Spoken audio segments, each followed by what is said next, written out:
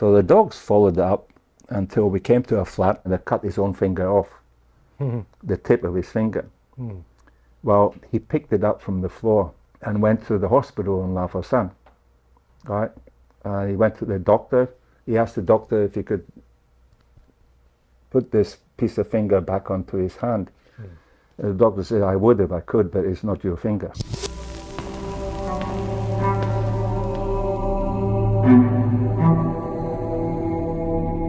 𝐂𝐱-𝐖𝐢𝐟𝐞, Dangerous Person 2.0, English channel.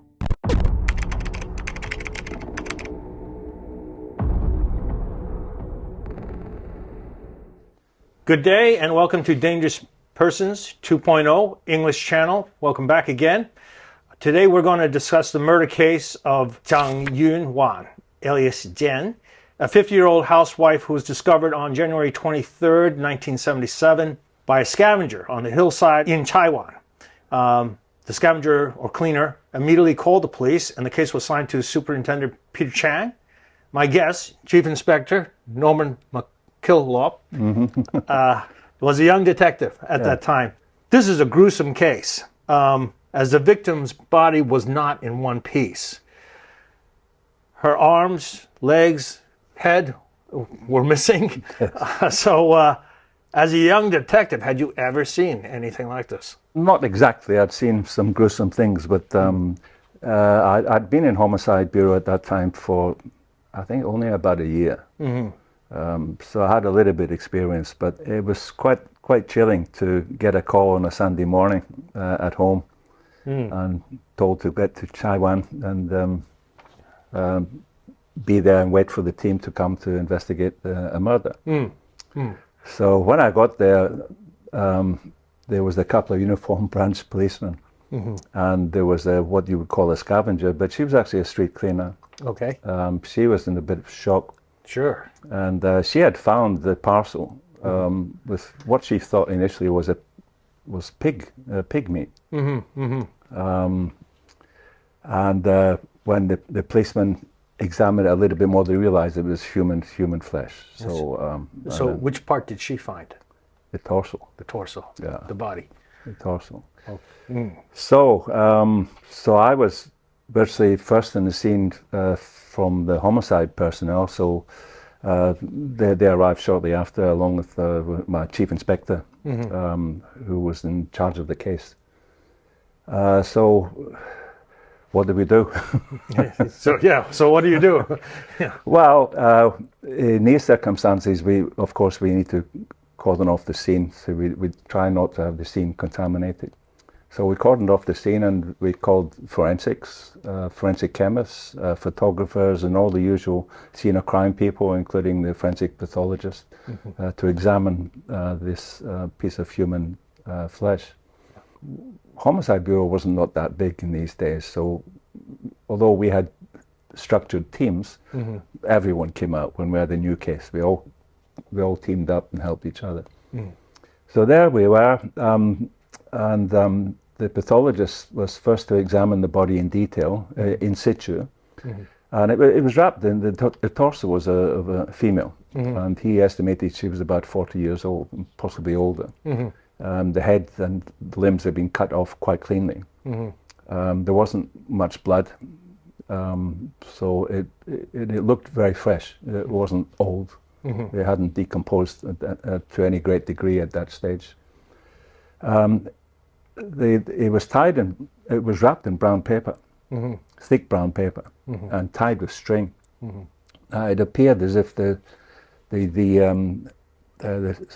string had partly broken, and the parcel, if you want to call it a parcel, had been worn. It had been partly torn open. There we were, and we discussed scenarios. How did this piece of a human being get to that place? Oh, where was that place? That place was not exactly in a hillside. It was on the street in Hing Wah Estate. Now, Hing Wah Estate currently has a population of, I think, about 300,000 people. It is now, and it was then, the largest residential building in the whole world. It at that time consisted of several blocks. I think there was 5 to 7 blocks, and they were interconnected. It wasn't as if we had Hing Wah Estate, one big block of flats. It was like some place would say it was a town. Okay. 300,000 people would be a small town in some countries. Sure. Or a large town in the Midwest. Okay. Or even a city in some countries. So there we were, and we were thinking, well, why would someone dump a body in this particular location? At that time in the morning, it was obviously dumped within the short time of the being found by the cleaner, the street cleaner. We went through various scenarios, and we discussed, well, Norman would take the body there in a car and dump it at that location. That's pretty unlikely. And we looked at, and the other clue that we had, which gave us a pointer, was the fact that the string had broken and the parcel had been worn, as if it had been going around a corner, it had been bashed into something. So that gave us we came to a conclusion that it's quite likely that this was a panic situation where the person who dumped the parcel had panicked. The parcel was beginning to fall apart. Getting back to Hing Wah Estate, the prospect of doing house to house was pretty daunting. We had thousands of flats.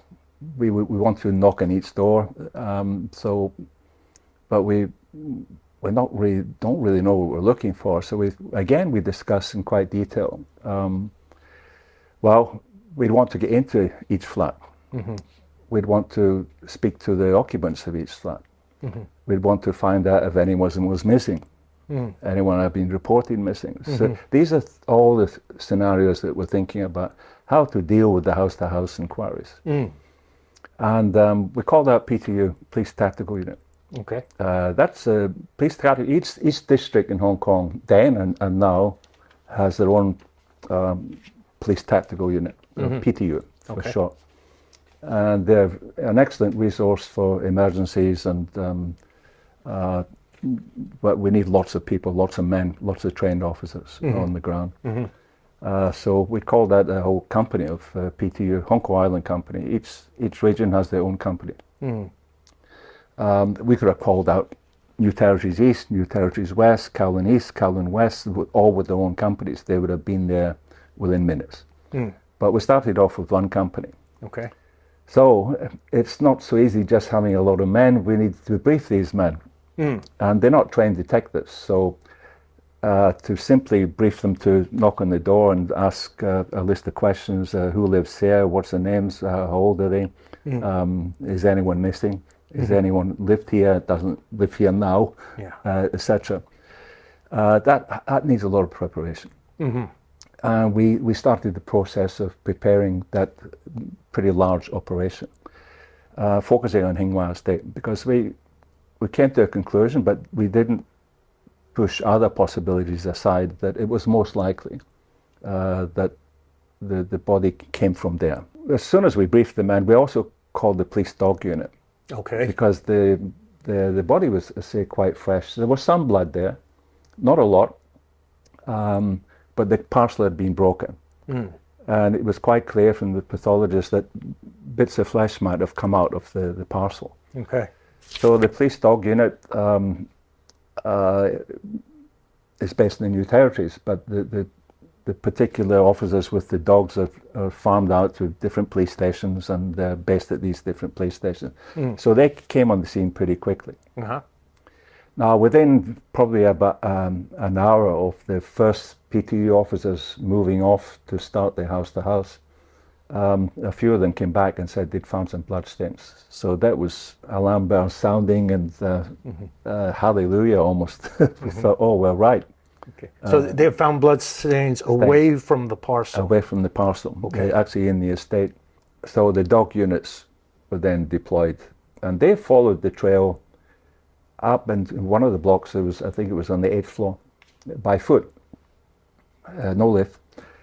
We went with them, and we could see, on turning the corner, it's a rough estate. In terms of rough, I don't mean it's not rough. The people are rough, but there's no fine mosaic tiles and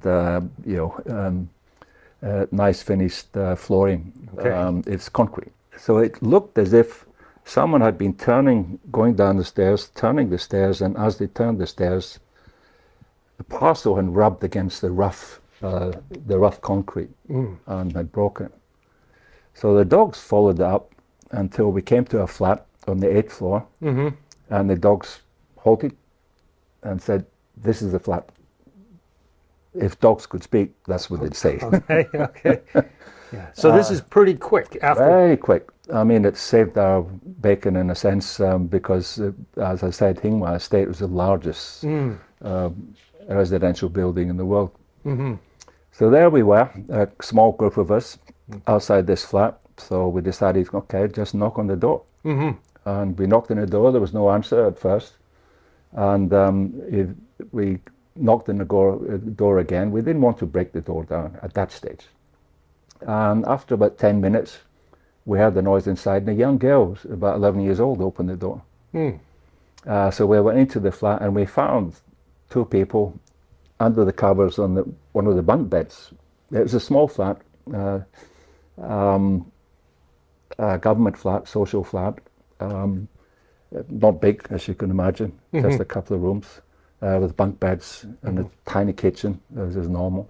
So what time is this about in the day? By this time, it's about 11 o'clock in the morning. In the morning? Yeah. You found two people in bed? Yeah, in bed, under the covers. Under the covers?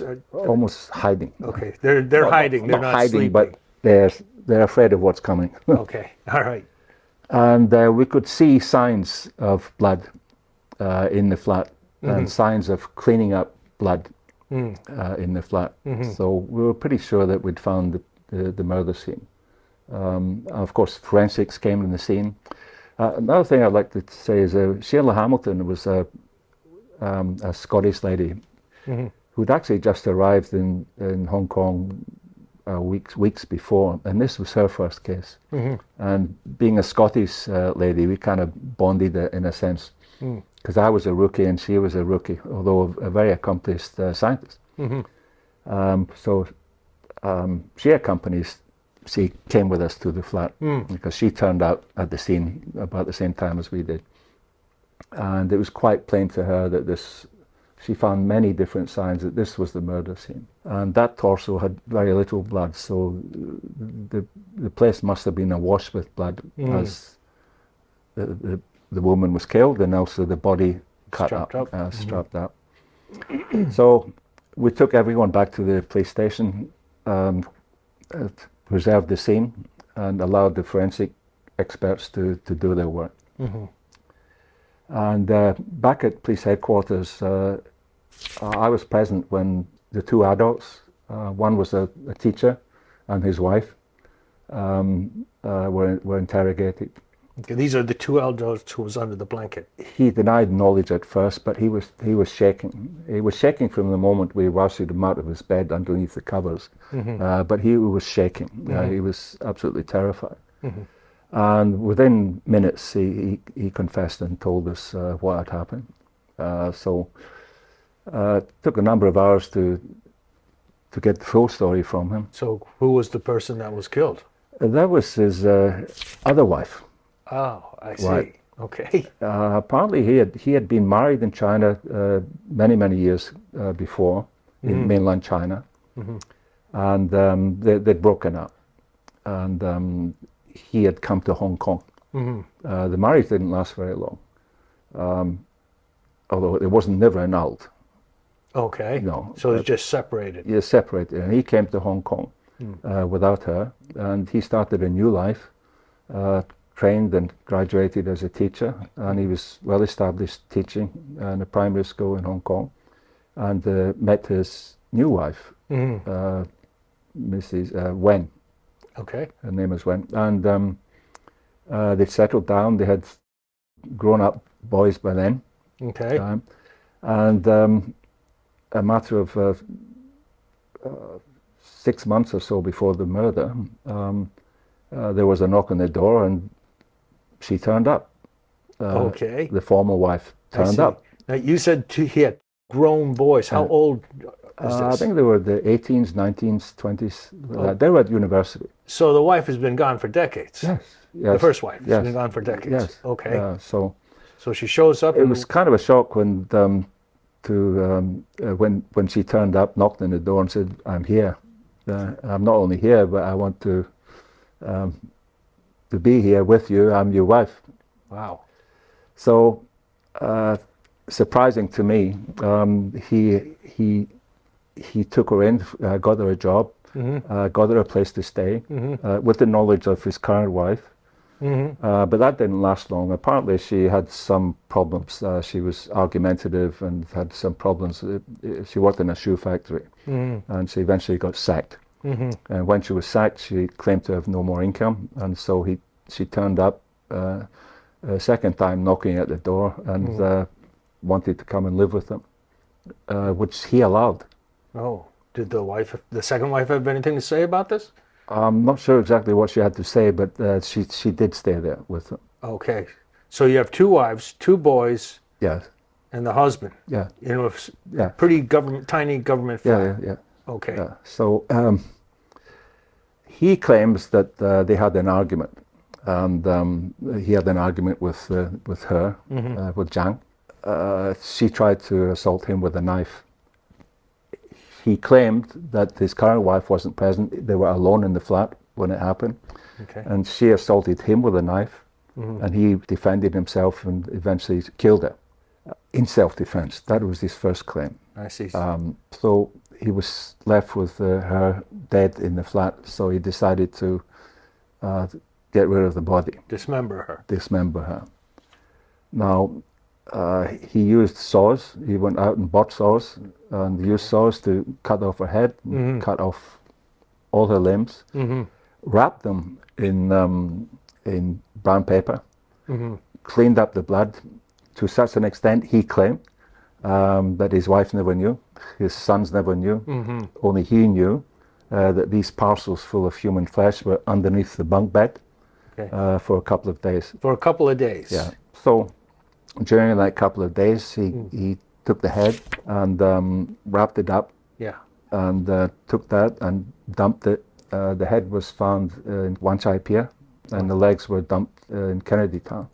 Okay, so that's pretty much the harbor line. Yeah, all the way across the harbor line. Yeah, okay. On the Hong Kong Island side. Okay, so it took him 2 days to do this, maybe? A couple of days. So how did you recover the parts? Well, did you get them all back? We didn't get them all back, but we needed help. So it was 1970s. The Royal Navy were there.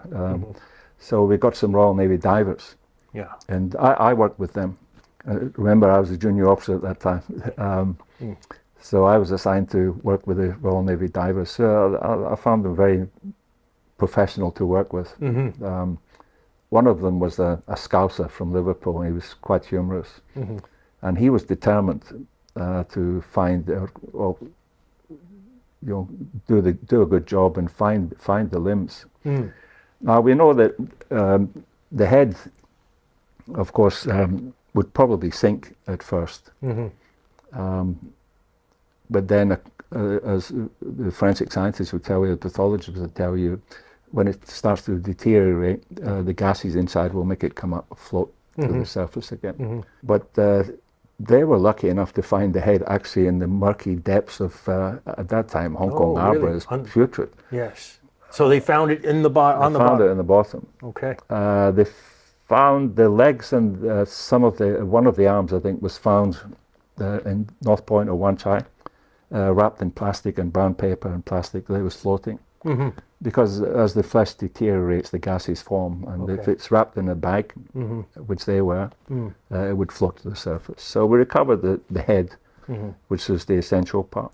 And the reason, of course, we're doing that, we don't want pieces of human body floating around the harbour. Plus, it was our duty to look for these parts of the body, to try and put the body together so they could have a decent burial. Plus, we wanted to see if it matched his story, which it did. Okay. It matched his story. So that was quite an experience. as one of my first cases in Homicide Bureau. Yeah. Of course, he went to trial, and it was an interesting trial because by the time he had defense counsel, etc., he had claimed that he was suffering from syphilis, and the syphilis had affected his brain. So he was trying to lay the groundwork for the manslaughter defense. Yeah. So that he didn't have the mens rea or the intent to kill. Yes. Because he was deranged or some other thing, or because of syphilis or some other reason. Yeah. He at first claimed to us during interview it was self-defense because she attacked him. Yeah. But she was tiny. He was quite a small chap too, but I mean, she was really tiny. Her torso, when we found it, was probably about in a bag, no more than this. Wow, it's childlike. Yes. So we will never really know what happened. Yeah, because I read it that he basically claimed he had syphilis and was going to see a doctor on that day with her, and they had done that, and she started arguing with him when they went to get dim sum, and went back to the apartment, and then the fight started, self-defense. He tries to bring this up at court to mitigate. Yes. And what did the court see through that, or? It was a jury trial, of course, and the jury found him guilty of manslaughter, not murder. So that's an indication that they gave the benefit of doubt for the syphilis defense. But in the end, the judge, although he was found guilty of manslaughter, the judge sentenced him as if he was found guilty of murder, because he didn't accept that the syphilis was a valid defense. And also you have a lot of premeditation on disposing of the body. Yes. You went out to buy a saw, and dropped pieces all over town. Yes. We found pieces of flesh in the concrete as he was taking the last bit. And he did confirm for us that our theory at the scene, if you recall, we were there on the Sunday morning, our theory that this was a panic situation. He did say that when he was going down the stairs with the last piece was the torso. Yeah. That he was bumping it against the wall, and it was early in the morning. It was still dark, and the parcel was beginning to come apart, as we guessed. And when he got out into the main street, it was early morning, but it was Hing Wah Estate, so there was people at all hours in the night and in the morning getting up and go to work all over Hong Kong. And there were some people in the street. He panicked and dumped it, and just as we thought, and went back to his flat, and in a panic, and crawled under the sheets with his wife. So when you pulled the blanket back, how were they dressed? They were fully dressed. They were fully dressed? Fully dressed, yes. So you know they're not sleeping? Oh, no. Okay, all right. They knew we were outside. Okay, so... they didn't know what to do. So your key point here is the wife is under the covers with him. The murder occurs in this tiny unit. The body's been there a couple of days. Yes. How is it possible she didn't know nothing? Well, to this day, to me, that's a mystery. I was part of the team. I was there during the interrogation of not only him, but his wife and the sons too. And he claimed all through that he did this without her knowledge, without any of their knowledge. And he kept the pieces under the bed until he was alone. And then he could dispose of the pieces, the two arms, the two legs, bit by bit, without them suspecting anything. Okay, but now when you say you and Sheila Hamilton, I think, when you went into the apartment, did you say you could see? Yes. So how could the wife or the two sons say they know nothing? To this day, I'm baffled of why, at least the wife, the two sons will be at university most of the time. But, you know, to me it's astounding that at least the wife wasn't charged with accessory after the fact, if not aiding and abetting in the actual killing. I find it incredible that in such a small space, that a human body could be dismembered. There must have been large amounts of blood. At least 4 pints. Yeah. At least. Large amounts of blood. So you need quite a lot of utensils and It's a cleaning whole liquid. couple of days' job to clean this up. No one could walk around without... No.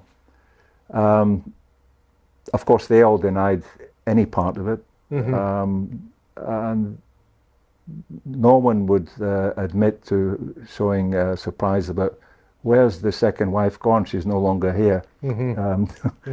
So that was, to me, it still is to me, a bit of a mystery.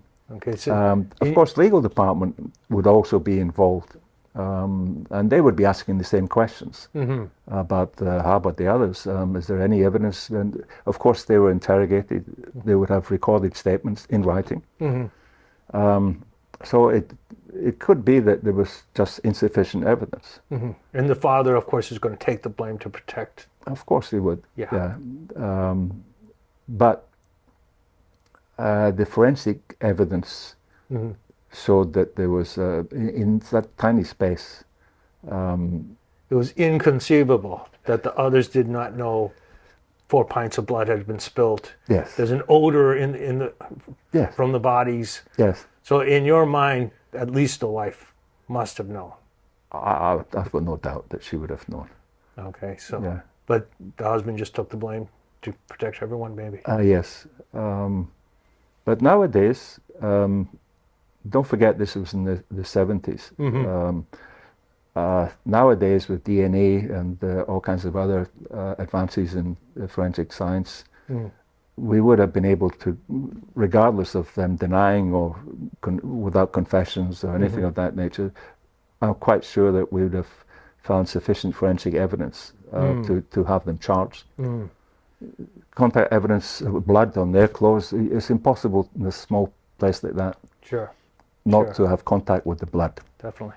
Her blood. Or hair. Yeah, so I'm quite sure, fast forwarding 50 years, they would have been convicted. They would have been charged and probably convicted of aiding and abetting either the actual killing or as an accessory after the fact. Definitely after the fact. Yeah. It's unknown if they were there when it happened.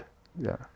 Yeah. See, so I know you've done some other gruesome cases, some sad cases, but have you ever come across another case where the body was dismembered into 6 pieces? Oh, several. Several. Several. Okay, well, Several. we'll have to wait for another episode to get to one of those. Not really. Now, if you guys are finished, I want to offer you some snacks. Norman, thank you. But I do have a question. Now, we talk about the very small house and then the first wife and the second wife, they're all living together. So all of a sudden, this argumentative, unpleasant person just disappeared. Nobody even asked where she is? They may have asked, I don't know, because I quite frankly don't believe that he was able to commit the killing inside that flat, dismember the body and get rid of the body within a few days without other occupants of the flat being aware. That's what I really want to ask, because you know there's a taxi driver case, a rainy night taxi driver case that happened in Hong Kong in I think in the 80s. But in that case, a similar scenario, because it's a very small cubicle house and with a lot of people living there. 4 girls at least were killed. They were dissected and their body parts were put in jars. And the family claimed that they don't have any knowledge of it. And similarly, all the parts are underneath the bed. You don't believe these kind of things, right? As I say, that if the multiple occupants of a small flat, it's quite incredible that you could cut up bodies and without the other occupants knowing. There was a lot of blood. Yes, exactly. You say 4 pints, right? At least. Yes, but there's also the cleaning materials to clean it up, and they smell. And Yes, you don't. all these other things. So. And also getting into cracks where you can't reach it. Right. You know? But there's a matter of evidence. We can have our own opinions, or common sense doesn't apply to courts. They don't use these type of rules. It's beyond reasonable doubt. That's true. Well, But I heard you just said this is not the first case, the only case that you see body being cut apart. Now, I'm offering you some sandwich, and please have some. But please also tell me about those other cases, if it doesn't ruin your appetite. So I'm going to get out of the scene now, and please tell me more. I'll come back later. Bye-bye. Well, there's several cases I could talk about, but I'd have to research them to refresh my memory. But one of the first cases I was involved in was two men, and they had an argument, and one bumped the other over the head and killed him. And then he had to somehow get rid of the body. So it's again quite a busy estate and a small place, so it's not that easy to get rid of a body. You can't just put it in a bin liner and carry it down to the rubbish bin. So he decided, the method he decided to get rid of the body was to eat it. So he started cutting up the body inside the flats and started cooking parts of the body to make soup. And over a couple of days, he bought some huge big pots, and he started to consume the soup first. And after a few days, he couldn't take it anymore, so he disappeared. So we got involved in the scene homicide bureau because the smell was overbearing, so the police eventually were called to the scene. Broke down the door and found these body parts partially cooked and some cooked. One thing I do recall is in these days we didn't have much support in terms of cars and all the rest of it, so we used our own cars quite often. And I was at the scene with my own car, and I was told as a young rookie to take some of the exhibits back to Kowloon Police Headquarters at this time, so I had to put them in my car, right? The body parts had been taken away by the forensic pathologists, but the pots and pans were still there, and they stank. The pieces had been there for weeks in the height of summer. So I took them in my car, which I had to get rid of it eventually, because the human body, when it degenerates, has got a very peculiar smell, different from some other animals, partly because we're meat eaters. So it lingers in your hair and your clothes, so you have to basically get rid of your clothes. So I took these pots and pans and I put them on the rooftop, in an area on the rooftop of Kowloon Police Headquarters, and hired a temporary office down on the 3rd floor of Kowloon Police Headquarters. And after a few days, I started getting complaints from the Kowloon Police saying the whole building was smelling. And the smell from these pots and pans with no human flesh in them, but they were still so overpowering, the gases and the smell were permeating the whole of Kowloon Police Headquarters.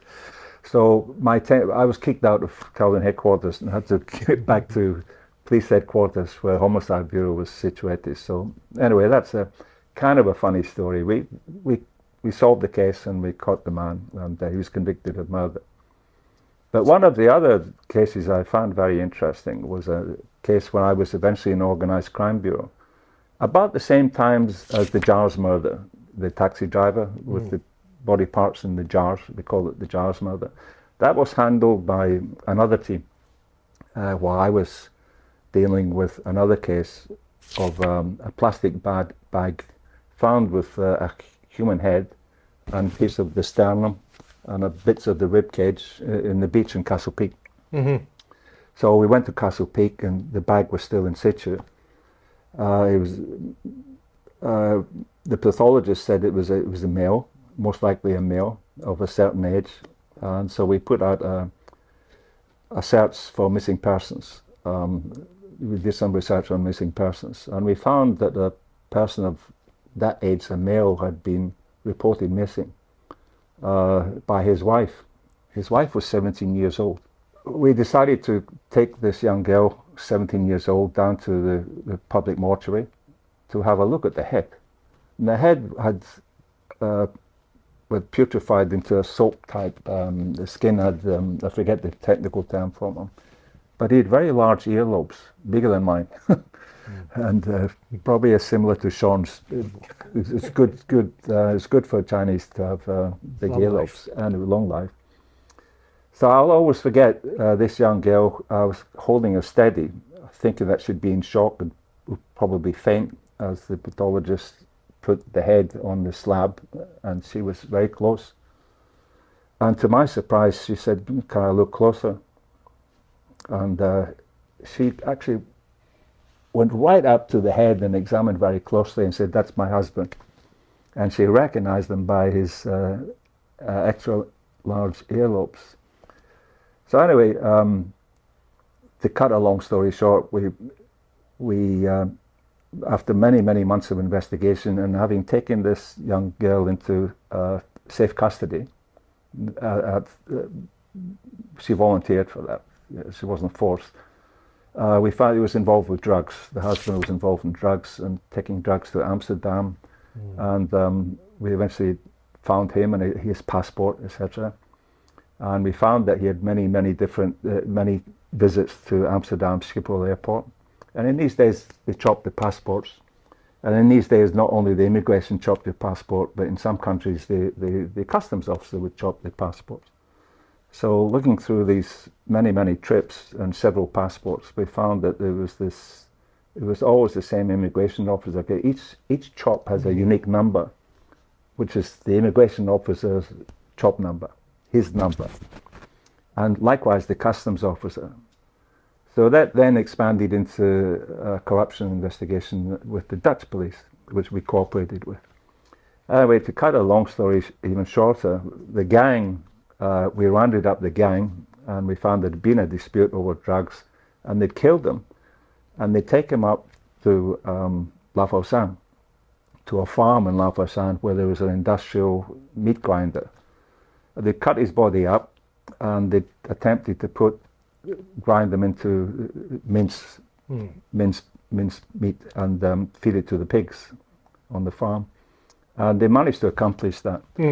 But the meat grinder, although it was an industrial type meat grinder, it couldn't deal with the head and it couldn't deal with the large bones, the sternum, etc. and some of the hip bones. So they discarded them, but the last piece to discard was the head and sternum and part of the rib cage in a plastic bag, which then floated onto the beach. Now, the way we identified him was with the skull, and one of our officers took the skull. It was bleached white. It was left in the pathologist's custody in the mortuary, but put in sulfuric acid so to get rid of all the flesh, so it'd be just a pure white skull. He took that to a laboratory in London, where they did a test which was quite new in these days by matching the teeth with a photograph.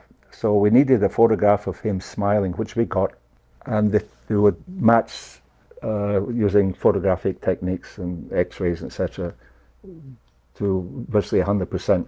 That's his man. So we identified him very well. Now, another peculiar point about this was one of the murderers, when he was putting the body through the meat grinder, cut his own finger off, the tip of his finger. Well, he picked it up from the floor, right, and went to the hospital in 𝐿afourcade, right. He went to the doctor. He asked the doctor if he could put this piece of finger back onto his hand. And the doctor said, "I would if I could, but it's not your finger." He picked up the deceased finger instead. So I always recall that when he gave the statement, I thought, well, who is this doctor? What did the doctor? So I interviewed the doctor in 𝐿afourcade, and he recalled this chap, and we had the medical records as well. And I said, well, why? Wasn't it strange to you that someone asked you to put the piece of finger back on his hand, but that finger didn't belong to him? Didn't you ask? Didn't you call the police? Didn't you get suspicious? Not my business, he said. Not my business. I'm a doctor. So anyway, when it came to the trial, we subpoenaed this doctor. He didn't want to give evidence, but we subpoenaed them, forced them to give evidence. And on the stand, the judge asked him, why did you not think it was strange? And that you've been asked to put a piece of finger onto a man that didn't belong to him. It didn't seem strange. They didn't report this, and he said, "Not my business." The judge was absolutely furious, as I thought he would be. He was reported to the medical council, and I think he was severely disciplined, if not struck off, that doctor. So there's a gruesome case with some interesting little facts. But that's the end of that story. They were all convicted. Wow, that's fantastic, Norman. Yeah. So we got 3 for 1. Okay, instead of the normal one, we got 3 for 1. So thanks again, Norman, for being here. And if you like this episode, please subscribe, like, thumbs up, comment, and share. Thank you very much.